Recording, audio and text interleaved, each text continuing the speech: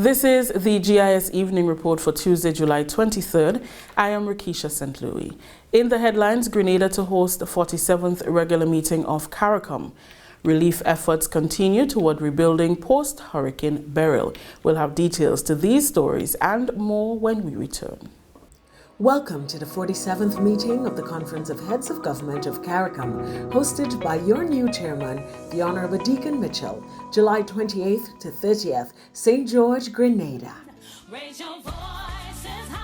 The Conference of Heads of Government, comprising the leaders of member states, serves as the highest governing body of the Caribbean community. CARICOM is a multilingual community made up of 20 countries, 15 member states and 5 associate members, and is home to approximately 16 million citizens. CARICOM stands on 4 pillars: economic integration, foreign policy coordination, human and social development, and security. It holds ultimate authority for negotiating treaties on behalf of the community and establishing relationships between the community and international organizations and states. The conference oversees the financial arrangements necessary to cover the community's expenses, though it has assigned this responsibility to the Community Council. Typically, decisions within the conference are reached through unanimous agreement. Join us as we begin the countdown for the 47th regular meeting of CARICOM Heads of Government in Spice Island, Grenada, with incoming chairman, the Honorable Deacon Mitchell, and the whole of CARICOM represented. Let's join the conversations and prepare the shifting perspectives on pertinent and pressing issues that affect our Caribbean community.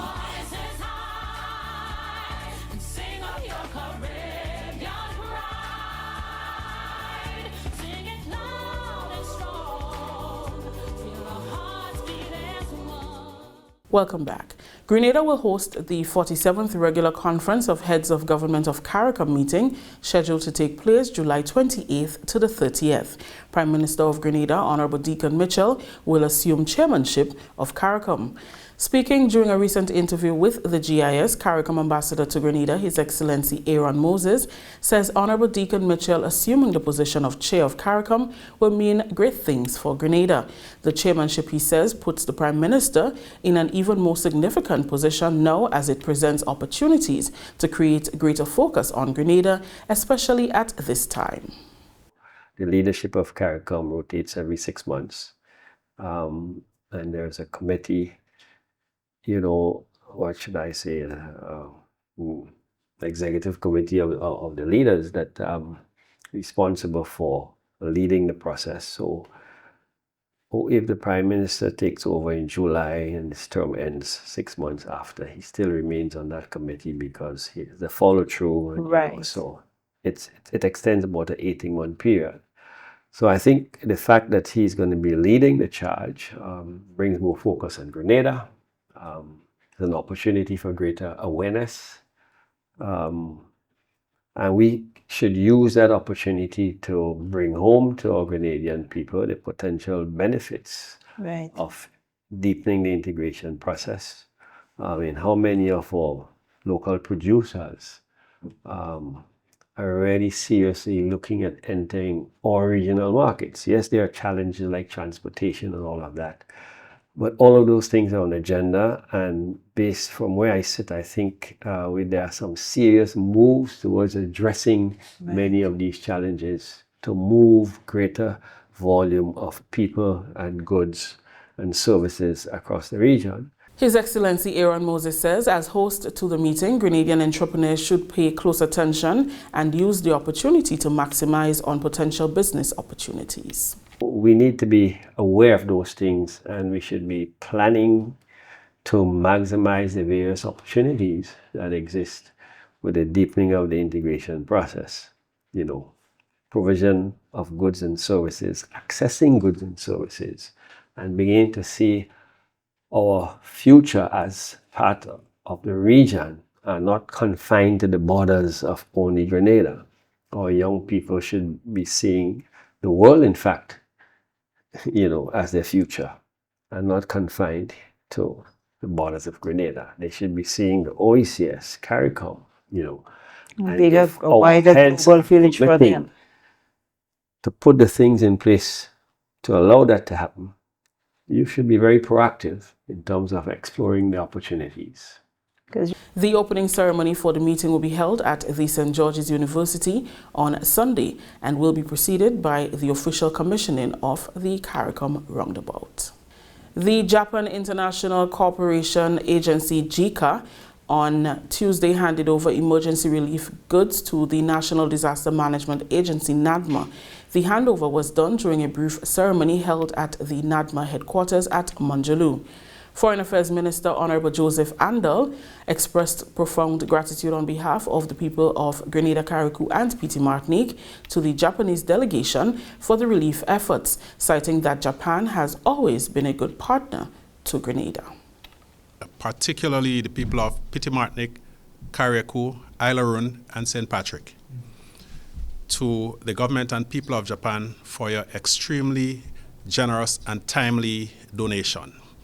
Japan, as was pointed out, is a country that is very prone to natural disasters, probably even more so than we are in the Caribbean. And so the fact that they readily came to our assistance in our time of need is particularly heartwarming, because it is quite easy for people to be selfish in this dog-eat-dog world that we live in. So we really and truly appreciate your gesture. Japan and Grenada, and by extension the Caribbean, enjoy warm, diplomatic, and people-to-people relationship going back 50 years since the establishment of CARICOM. And as early as possible after independence, Grenada and Japan established bilateral relations. And these relationships have proven to be mutually beneficial. We can point, for example, to our fisheries industry. And if you go around almost every important fishing village in Grenada, you can see examples of the generosity of the Japanese people and government towards us. Chief Representative of the Japan International Cooperation Agency, Mr. Ichiro Miura, expressed sentiments of sympathy to Grenada on the destruction caused by Hurricane Beryl, where lives and livelihoods were lost. In particular, remote islands such as Carriacou and Petite Martinique, and also St. Patrick area were severely damaged. And as a person for the same island nation, my heart is very much hurt. Hurricane Beryl, which hit Grenada, your country, on 1st of July, was a very large category for hurricane, almost 5. I also live in a neighboring country, St. Lucia. So I think that I understand the situation very well as a resident of the small island country. And I'd like to express my sincere gratitude to all the government officials for taking the time to hand over the relief supplies from Japan, especially Ministry of Foreign Affairs and NADOMA. His Excellency Matsubura Yutaka, Ambassador of Japan, reiterated the importance of reflecting on the impact of the storm on the lives of those residing in the areas that were severely impacted by the storm. The well-being and safety of the people of Grenada remains foremost of our minds during this most difficult time. It is our sincerest hope that our emergency aid supplies will bring much-needed relief to the citizens who have been adversely affected by the disaster. We wish to assure you that Japan remains committed to providing the necessary support to Grenada, along with its neighboring countries in the region. We pray for the speedy recovery of all affected citizens and for the earliest possible restoration of the areas impacted by the hurricane.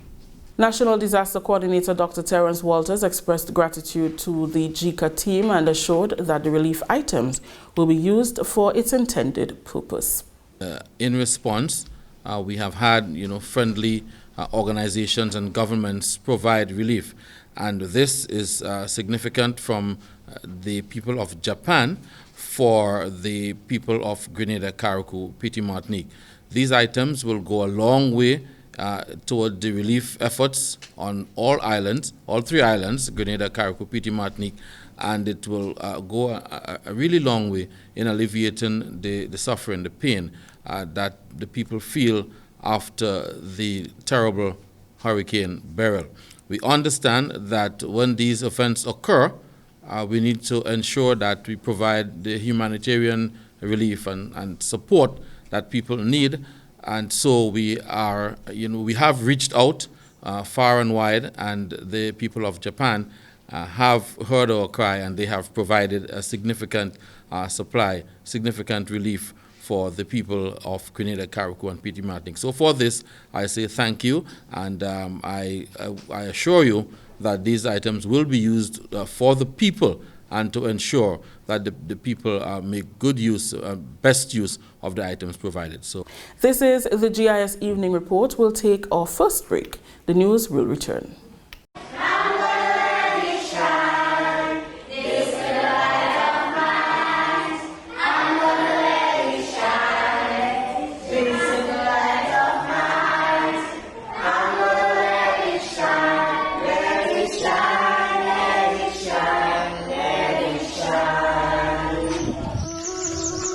Violence is never the answer.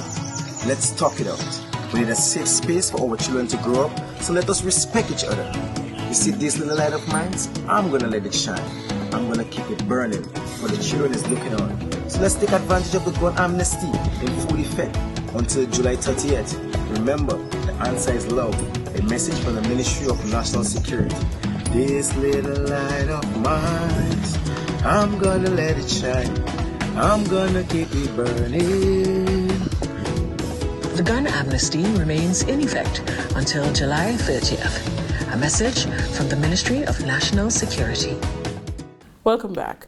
Government continues to receive donations toward its disaster relief fund as efforts continue to bring severely affected areas in Carriacou, Petit Martinique, and the north and northwestern parts of mainland Grenada to some semblance of normalcy following Hurricane Beryl on July 1st. On Tuesday, the Grenada Authority for the Regulation of Financial Institutions, GIS, made a donation of $25,000 towards the fund. GIS seeks to promote and maintain public confidence in the financial system through the effective regulation and supervision of designated non-bank financial institutions. The check was handed over to Minister for Finance, Honorable Dennis Cornwall, by GIS's representative, Mrs. Bethan George Buckmeyer. The Grenada Authority for the Regulation of Financial Institutions, GIS, empathizes with the people of Grenada, Carriacou, and Petit Martinique who have been affected following the passage of Hurricane Beryl. Today, we are making a contribution of $25,000 to the National Disaster Relief Fund. It is our hope that this amount will provide some form of assistance to those who have been affected. Minister Cornwall assured that the funds will be used to improve the lives of those affected. As Minister of Finance here in Grenada, I am pleased to accept the check on behalf of GIS. GIS is the Grenada Authority for the Regulation of Financial Institutions in Grenada. We believe that this generous contribution would go far in terms of helping our persons who have been affected by Hurricane Beryl on Grenada, Carriacou, and Petit Martinique. Once again, thank you for that generous donation. Plans are underway to significantly increase production across government-owned agricultural estates with the aim of enhancing food security and mitigating potential food shortages, especially following the recent hurricane. Minister for Agriculture and Lands, Forestry and Marine Resources, Lennox Andrews, visited the Laura, Grand Bacolet, Grand Bras and Bellevue estates to evaluate the farms and devise strategies to boost production. He was joined by Permanent Secretary Isaac Bagwan, Chief Extension Officer Lawrence St. Louis, and Supervisor of Propagation Nigel Gibbs. Minister Andrews announced that plans for the management and operation of the estates are in effect. The potential for on these estates is great. And now that the hurricane has passed and we are foreseeing a shortage of food, we want to find a way to put this estate back to work to produce as much as possible so that we would not have a major shortage of ground provisions and other agricultural produce in the coming months. He indicated that the goal is to have the estates fully operational by the end of 2024. We already have a manager in charge of all of the government estates. I have asked him to put together a production plan for each of these estates. And that production plan involves human resource needs, technology needs, equipment needs, and a plan to actually produce. So with the help we're going to receive from our sister bilateral countries and also institutions like FAO and CARI and ICA, we think we can, once properly designed, we can put the estates back to work and produce so as to avoid any negative shortage of the commonly consumed agricultural produce. Minister Andrews elaborated on ways modern technology will be employed to increase the production of high-demand crops, particularly root crops. So we have the typical ground provisions, the yam, dashing, tanya, sweet potato, edos. We are experimenting with white potato in Maribo right now. But apart from that, we also have the lettuce, the cabbage, the carrots, and so on. And that's what we want to do. So we're going to use the hydroponics and the latest modern technology in producing all of these different varieties of crops. One of the things that we want to do is, in the case of new varieties, we want varieties that are more resistant and the production period is much shorter, so we can produce a lot more in a much shorter space of time. Good? And the land is there. All we have to do is to prepare the land and employ the labor force and put more people to work. Continuing the news, author of the now widely used CSEC mathematics text, Raphael Johnson, popularly known by his sobriquet Croqueta, recently facilitated a Math SBA workshop at the J.W. Fletcher Catholic Secondary School. We get more in this Annette Moore report. Over the years, when CXC would have introduced that mathematics SBA, a lot of the teachers were unsure as to what exactly they wanted of us. And we've been doing it according to the guidelines that the CXC website would have provided. But it's limited in a lot of regards. So this session today kind of puts a lot of things into perspective. It's good to interface with other maths teachers and hear what they're thinking so that we could really synchronize what's really going on in maths in Grenada. It is expected that teachers participating in the CSEC Math SBA workshop will demonstrate improved skills in guiding and supporting students, leading to increased success rates in completing mathematics SBAs. 24 heads of math departments at various schools were expected, however, 12 participated. Curriculum Officer Lydon Richardson believes this training will pay off in the classroom. The teachers who are here, the session this morning, they were quite engaged, and we are quite happy to see the kind of information that and the communication that the discussion that's taking place in the groups. Head of the Math and Science Department at the Grenada Christian Academy, Roxanne Lessie, shared her opinion.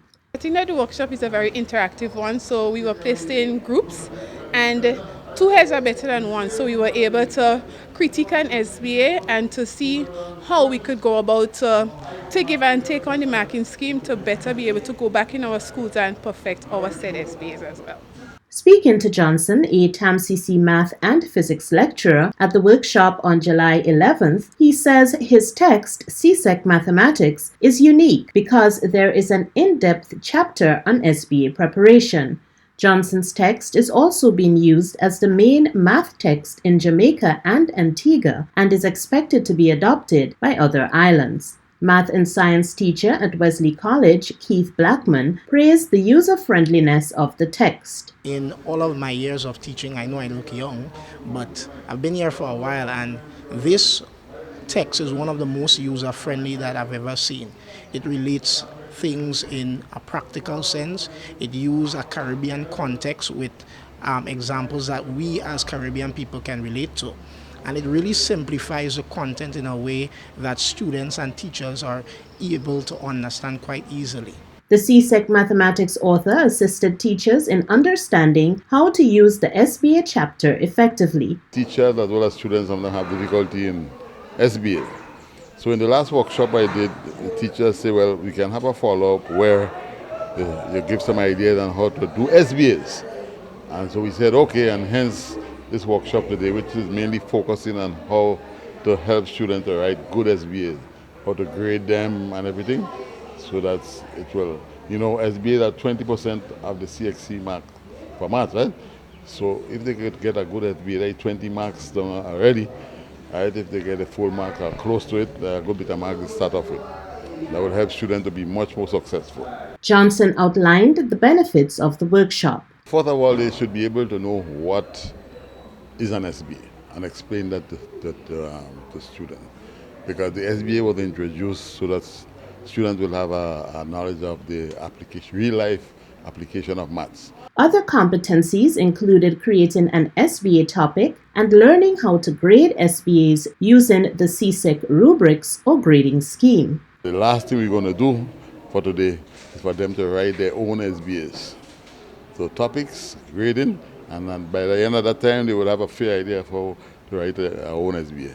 Richardson explained the objectives. What we expect here today is that teachers would, at the end of the day, teachers would have a better understanding to guide students so that students would be able to do much better in the SBAs. So going forward, students should be, SBAs out of 20 students should be getting at least 20, 18, 19 in the SBAs. This workshop is important to me, especially as a Form 5 teacher, because for years with the introduction of the Math SBA, teachers, including myself, have been clamoring with an explanation. We weren't too sure. There wasn't any concrete draft or anything that we can go by to help us. We have just been doing it together with whatever teachers say and whatever the feedback that CXC would have given us. However, with the explanations today that's given by Mr. Johnson, who is the author of the said math book that we're now using, we're better able to get an insight as to the exact direction that we should take, how to understand the marking scheme so that we can take it back to our students to help them perfect the SBAs. Blackman says the workshop was very informative and useful. A lot of the times you're given things and it's given in a theoretical sense and it's kind of hard to put into real life. But with the practical examples now, it enables us and it gives us a way forward as to how to approach a lot of things as it relates to the SBA. And I think Mr. Johnson would have given us a good platform in that he has a lot of guidelines as to what it is that we should be doing. For the GIS Evening Report, I'm Annette Moore.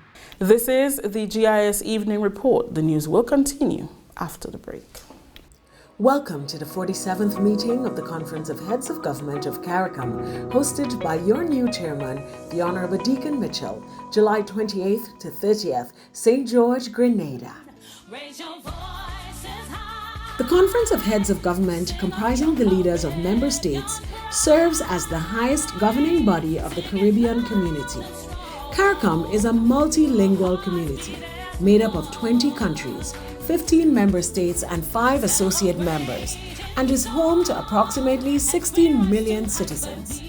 CARICOM stands on 4 pillars: economic integration, foreign policy coordination, human and social development, and security.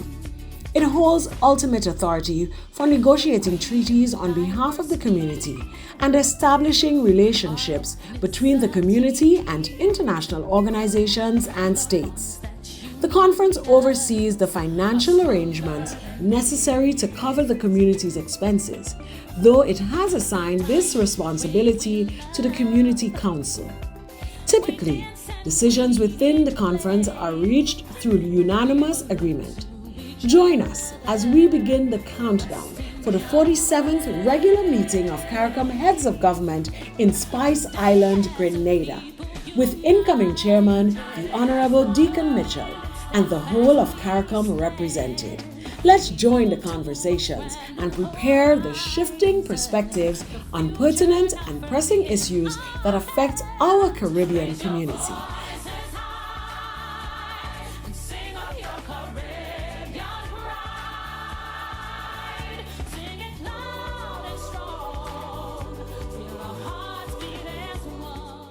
Welcome back. Grenada presents its team for the Paralympic Games in Paris from August 28th to September 8th. Aishana Charles and Tyler Smith will both represent in the field event categories. This year's games will include 22 sports: athletics, badminton, blind football, cycling, powerlifting, shooting, sitting volleyball, swimming, and table tennis.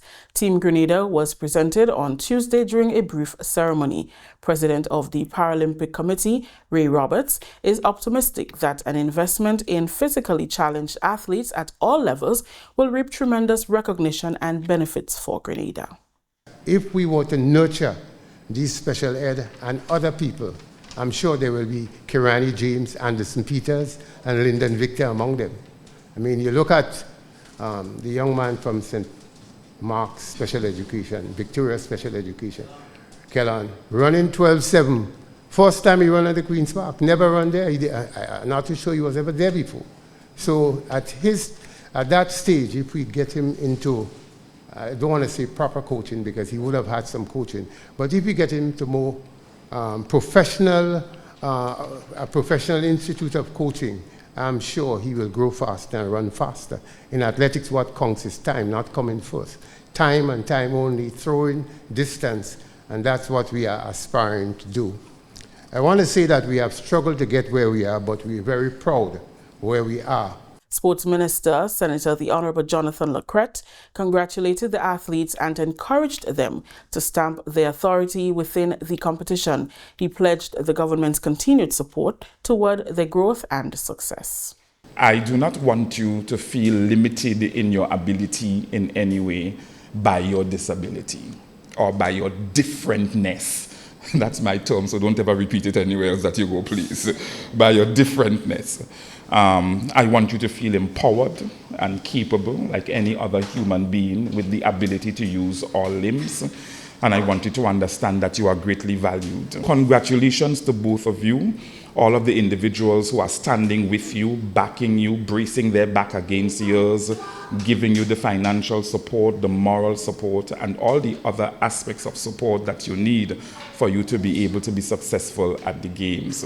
We are going to be rooting for you in this corner of the world, in the Southern Caribbean. You can be assured of that, being glued into our televisions as to when you are performing and participating in your respective events so that we can cheer you on. I know that you have the love and support of your family. You also have the love and support of the Cabinet of Grenada, our dear Prime Minister and my colleagues, as well as whole of government. And I know that you have the love and support of your association and our federation. So God's richest blessings upon you. We pray for your divine success and that the favor of God is going to rest upon your lives. That story just ended the GIS Evening Report for today, Tuesday, July 23rd, recapping the top stories.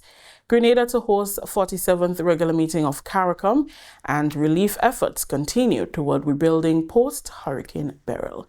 On behalf of the entire news and production team, I am Rakisha St. Louis saying thank you for joining us.